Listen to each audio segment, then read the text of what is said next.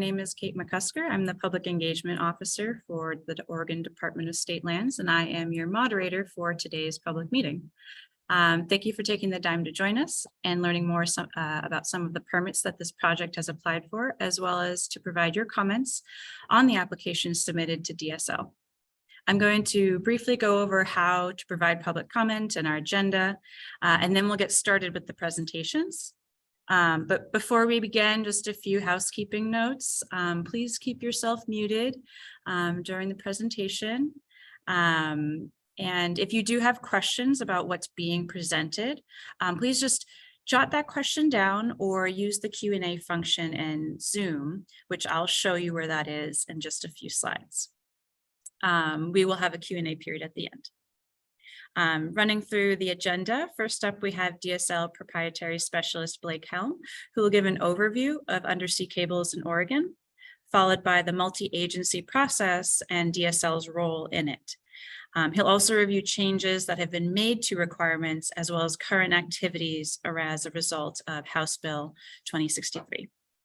Following that, DSL Northwest Region Proprietary Coordinator Dario Frisone will review the details of the easement application. Then DSL Operations Manager Bethany Harrington will review the details of the removal fill application. And I'm also excited that our partners at Oregon Parks and Recreation Department are able to join us today to share information about the Ocean Shore Alteration Permit. So welcome to Laurel Hillman, OPRD's Ocean Shore Resource Coordinator. Following their presentations, we'll have time for a few questions. We'll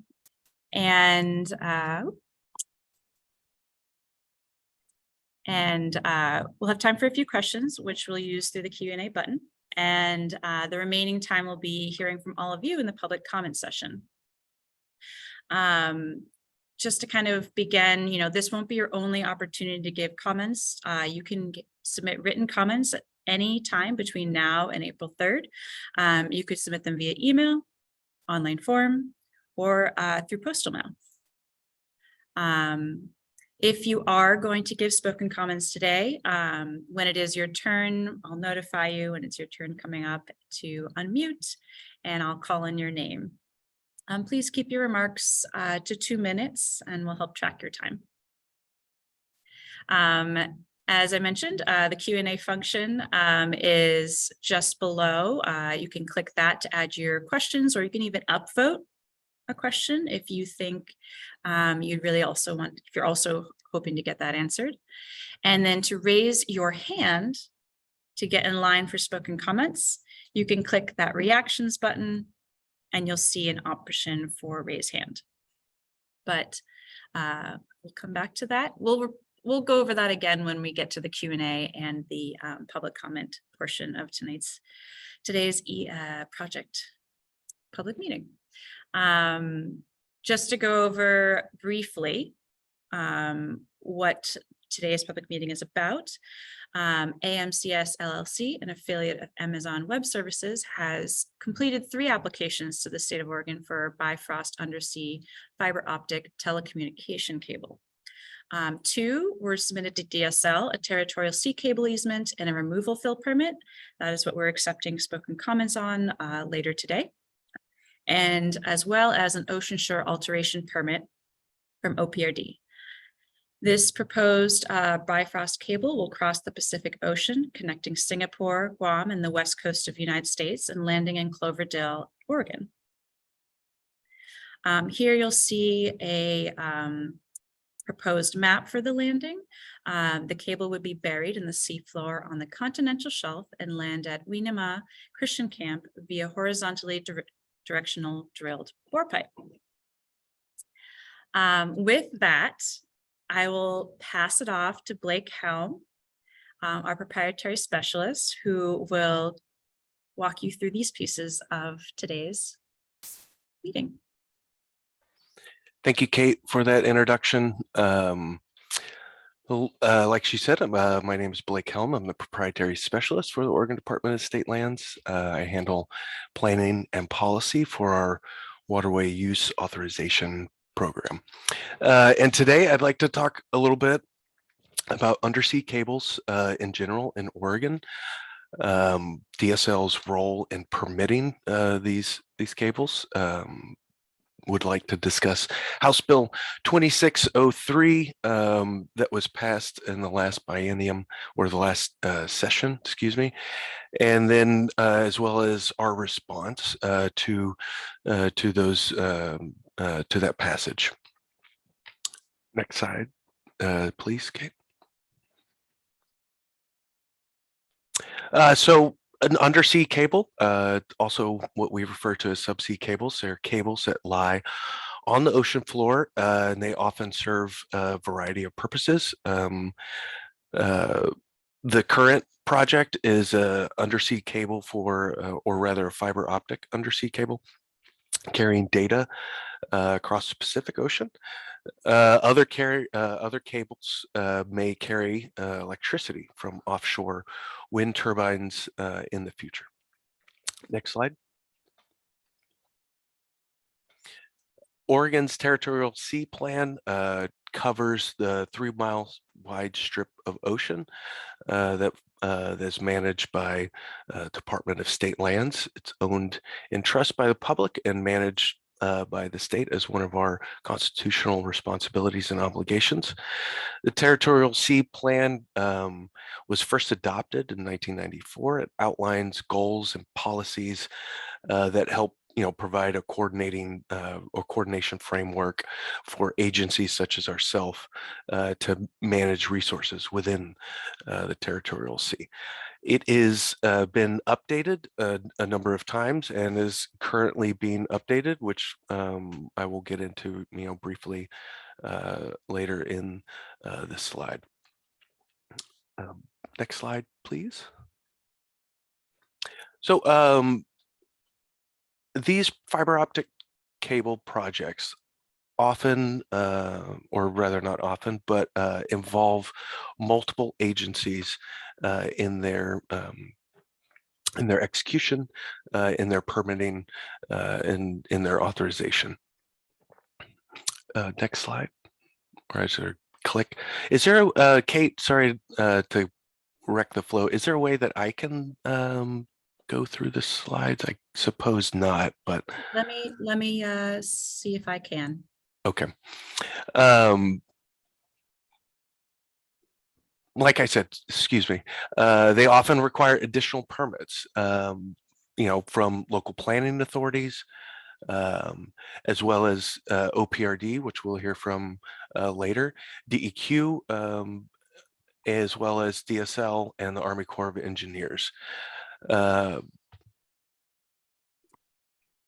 In addition, the Territorial Sea Plan Part 4 requires an agreement from a local ocean user group.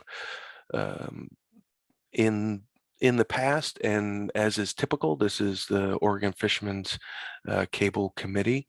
It is not a requirement that the agreement is with the OFCC, but they're often involved in the routing of these cables because they have in-depth knowledge of the territorial sea, where significant living resources are, where areas that need to be avoided also are.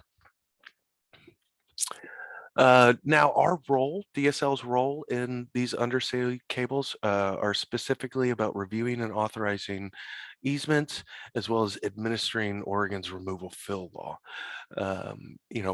Our easement, or us, the department authorizing easements is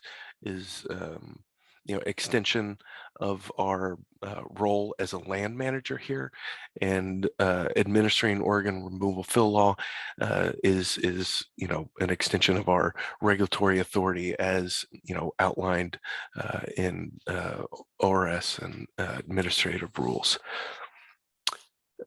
Now, most undersea cable projects require both an easement and a removal fill permit, but may not in every circumstance, because our removal fill permit laws, which Bethany Harrington from the Department of State Lands will speak into more depth later, have a cubic yard threshold.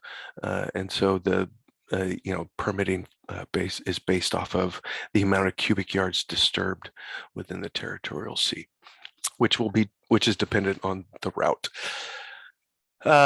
This is a brief diagram that identifies the many stages of our removal fill application review process. Right now, as you can see, we're in the public review process in that 30-day comment period where we will receive comment from the public, from other agencies and interested parties.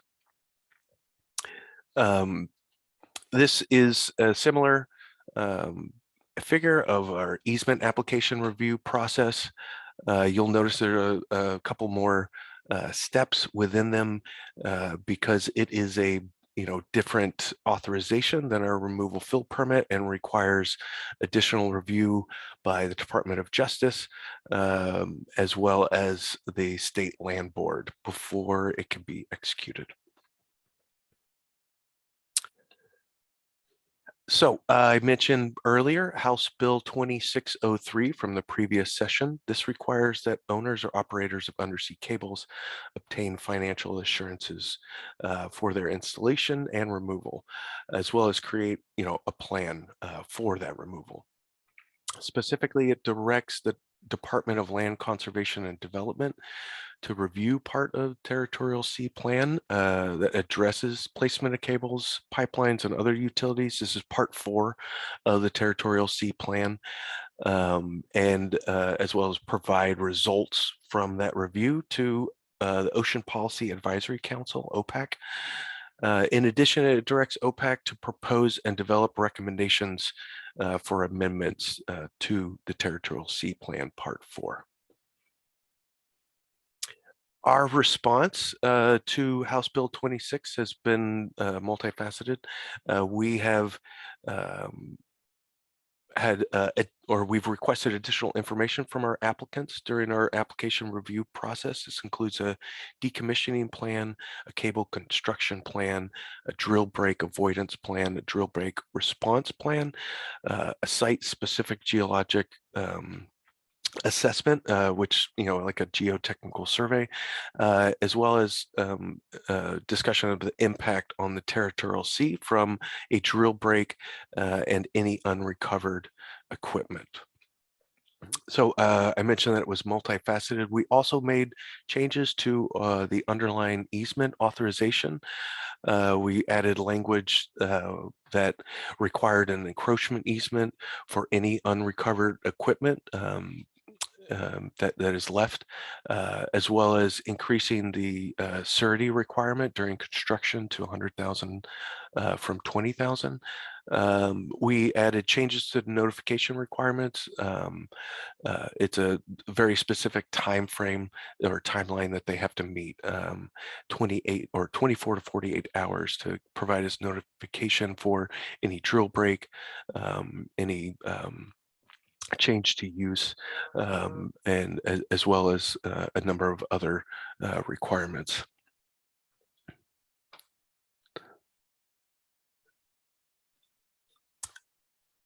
I believe, yes, Dario is going to walk us through the specific easement application that was submitted. So I will hand it over to him now. Thanks, Blake. My name is Dario Frizon. I'm a proprietary coordinator for the Oregon Department of State Lands. I work in the Northwest region, which covers Clatsop and Tillamook counties. Obtaining easement application 64189-EA is the easement application for this project. And obtaining this easement would allow the applicant use of a 15-foot wide area of shore and seabed from ordinary high tide to the 3-mile limit of Oregon's territorial sea. Before an easement application is submitted to the department, applicant for this type of use, the applicant needs to have a pre-application meeting, which is required under Division 83 Oregon Administrative Rules. Department of State Lands held meetings with the applicant on April 5th, 2022 and August 8th, 2022. And then subsequently, an initial application was received by the department on November 28th, 2022. Additional information that Blake mentioned previously was included in the application, and the application was determined complete on February 3rd, 2023. So just to talk a little bit more about the easement, what would be contained within the easement area. The easement area would contain fiber optic cable. The cable will be buried beneath the sea floor at a depth of 3 to 5 feet on the continental shelf. So in from the 3 mile limit headed towards the mainland, and laid directly on the seafloor beyond the shelf. The cable would measure approximately 1 to 1.5 inches in diameter and consist of the fiber optic cores, a copper conductor, stainless steel strength members, and waterproofing. The easement area would also contain a landing pipe. The landing pipe would be approximately 6 to 7 inches wide and about 4,100 feet long. And the pipe would extend from a beach access manhole, which is outside of the easement area in the upland adjacent. And that would go underneath the seafloor and be installed using horizontal directional drilling.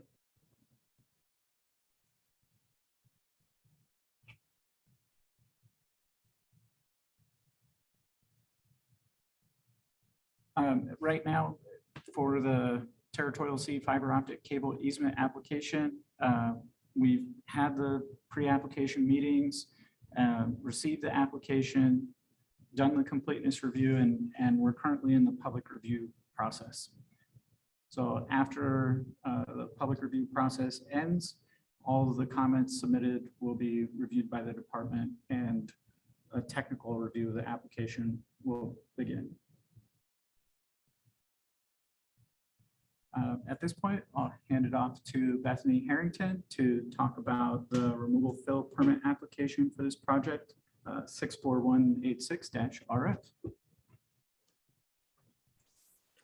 Thanks, Dario. I'm Bethany Harrington, the interim Northern Operations Bethany, Manager. I think you're muted. Oh, disregard that. Okay. So I'm here to talk about the removal fill permit application, as Dario mentioned. This is going to allow the applicant to install an undersea cable by temporarily removing and filling within the seafloor by various plowing methods from the western end of the HDD pipe west to the 3 mile limit of Oregon's territorial sea. The horizontal directional drilling below the seafloor is exempt from permitting under the removal fill law. So we received an initial application on November 20th, 2022, and we found it complete on thank you. Complete on February 21st, 2023. So I just wanted to talk a little bit about our regulatory jurisdiction, which is a little different from what Dario had mentioned. So our regulatory jurisdiction extends from the line of extreme low tide seaward to the limits of the territorial sea, so 3 miles. It was found that there's no wetland habitat or waterways within the upland project area. So the impacts within our jurisdictional area are going to be the impacts to the seafloor and the HDD exit point.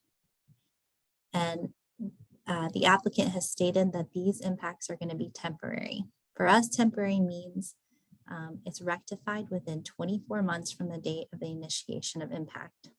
So within this application, it's stated that rectification of the 6,592 meters will consist of allowing undersea currents to move sediment back into the furrow naturally over time. So we don't expect any permanent impacts from that activity.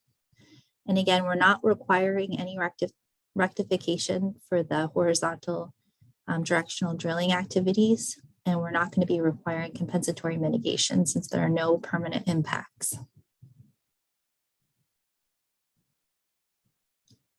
Okay, so where are we in our application process? So we did get, we had some pre-application meetings with the applicant. We received that application. We did our completeness review, so there are certain things that we have to look for in the application in order to deem it complete. And when we deem it complete, then it goes through our public review process separately than the easement application. When the comment period closes, we take all comments received and forward them to the applicant. We conduct a technical review and answer any questions. If there are any responses given to the commenters, we take that into account. We prepare our documents and our permit authorizations, and then it goes to the manager for review and a permit decision. So what is next? Both the easement application and the removal fill application are being circulated for public comment currently. All comments are due on April 3rd, 2023.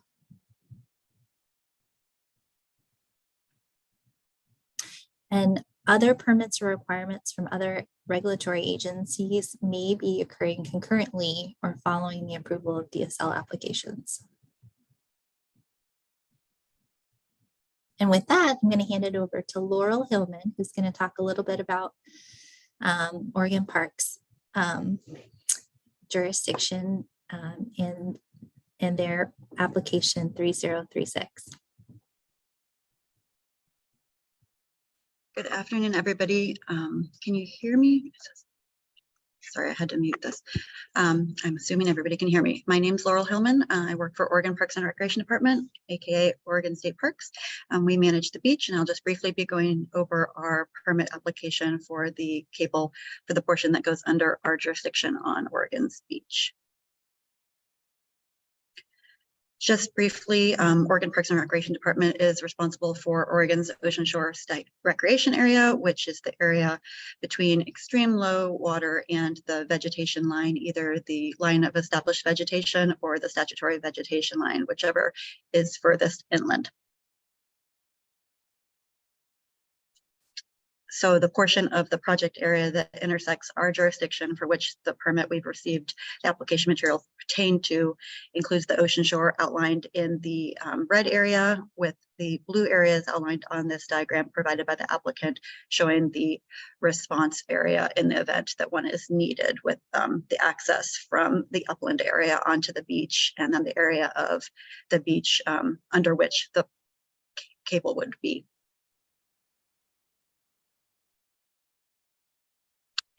The application includes plans that focus on prevention of events on the beach, but however, they do include response plans in the event that these types of events, such as an inadvertent release or a sinkhole, might occur. So this is just a brief overview of our application process and the considerations that are reviewed during the permitting process for an ocean shore alteration permit at Oregon Parks and Recreation Department. We look at scenery, natural resources, recreation and safety, and a demonstrated need for the project. The timeline for the project is generally outlined in this diagram here. We've received the complete application that was deemed complete on March 9th, opening up the public comment period, which will run through April 8th approximately. And then we will be doing a review of the application and providing a staff report with a potential issuance or denial around May 2023. There's some flexibility in that time depending on whether or not there's a hearing, but anticipated date would be May 2023. So the public comment period is open right now, and our application materials are available on our website at oregon.gov/oceanshore, and comments can be mailed to, and this address is on the website, oceanshorepermits@oregon.gov. Thank you very much.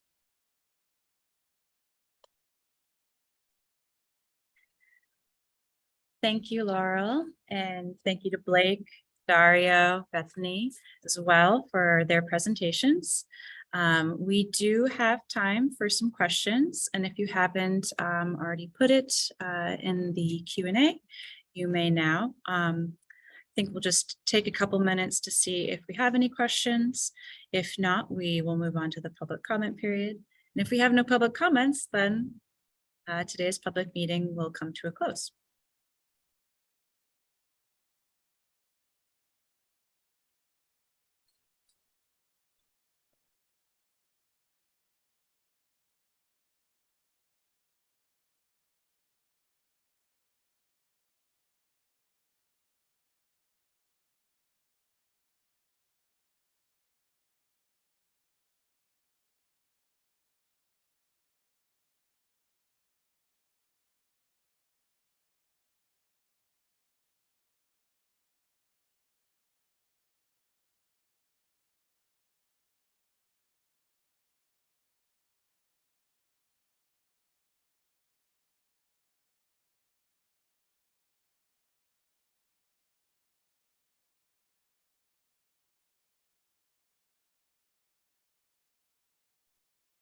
Looks like we do have a question from Lisa Benson. Can someone talk a bit about what happens once the cable hits the shore? So maybe describing a bit more about the kind of the specifics. Okay, this question might be appropriate for the applicant to answer since it's project specific. Yep, I can answer that. Hi, everyone. My name is Sarah McComb. I'm a principal in network acquisition and planning at AWS. I'm the project lead for this project specifically. So once the cable hits the shore, the cable is taken from where its landing point is, where that horizontal directional drilling bore pipe comes on shore into what's called a beach manhole, which is a vault that is underneath the earth. All that's accessible, that's seen once the construction is completed, is literally a manhole. And from there, it is taken through conduit up Wainema Road. At the top of Wainema Road, we will have a small hut that is a cable landing station where we will have the power feed equipment for the submarine cable to power the cable itself. And from there, we hook into our partners, Astound Communications backhaul services, and we take the subsea fiber all the way into Hillsboro, Oregon, where AWS and the other customers who may be utilizing this cable system have data center capability.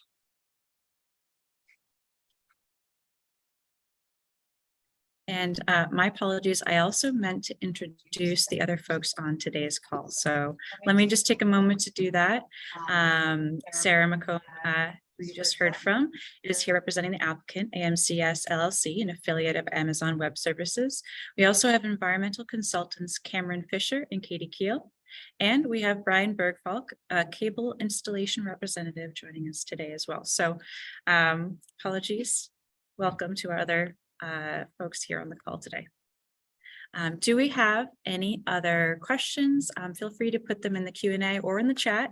And you can also follow up with myself. My contact information will be at the end of this slide deck. It's also on the project page on the DSL site. So you could reach out to me and I can share those questions as to whomever would be most appropriate. So let's see. Lisa Benson asks, will there be a manhole on the beach?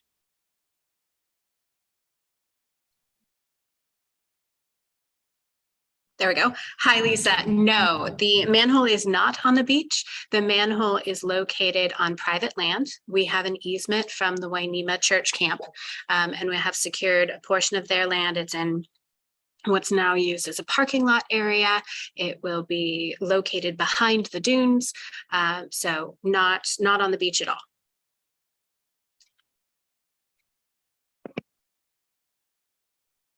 Thank you, Sarah.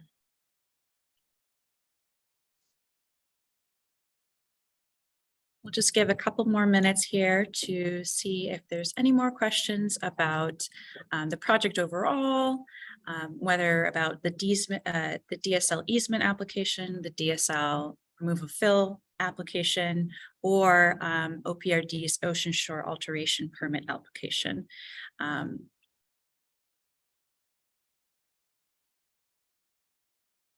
And some of you may already be familiar with this project. I know Tillamook County has hosted 2 public meetings already in December and January, sharing more about those 2 permits that Tillamook County was overseeing. And you may have also participated in another public meeting that it had held earlier this year in June, around June 2022 here at the community center. So this may be, you may be very familiar with this project, but this is where we're at in the process.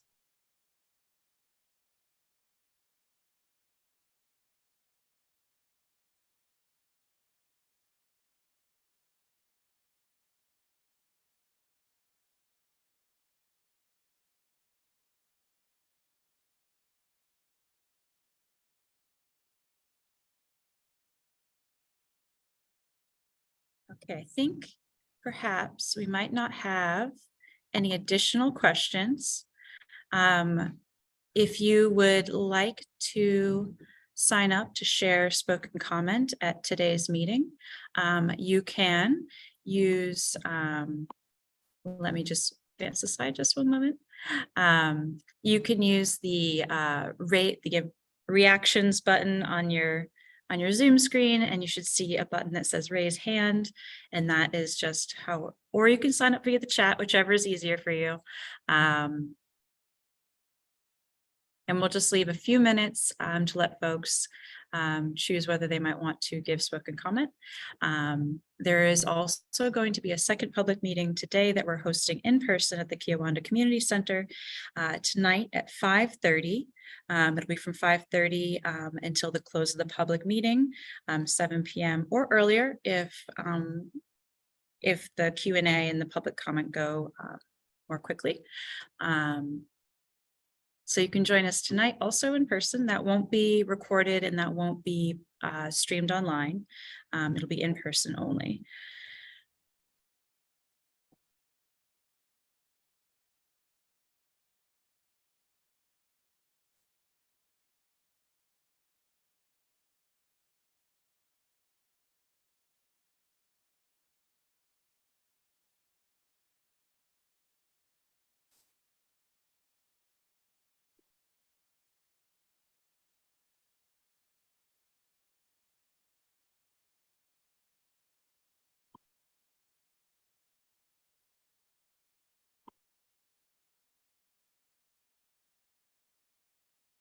Okay, I think we may have had the participation from the folks who are on call today. I think with that, I am going to officially close the public comment period during today's hearing. Last call. Okay. With that, I will thank our presenters one more time. And thank you for joining us. And again, we're having another meeting later tonight. So if you missed the beginning of this meeting and you want to catch it again, join us at the Kiawanda Community Center. All right. Thank you all, and thank you for joining us. Thanks, Kate.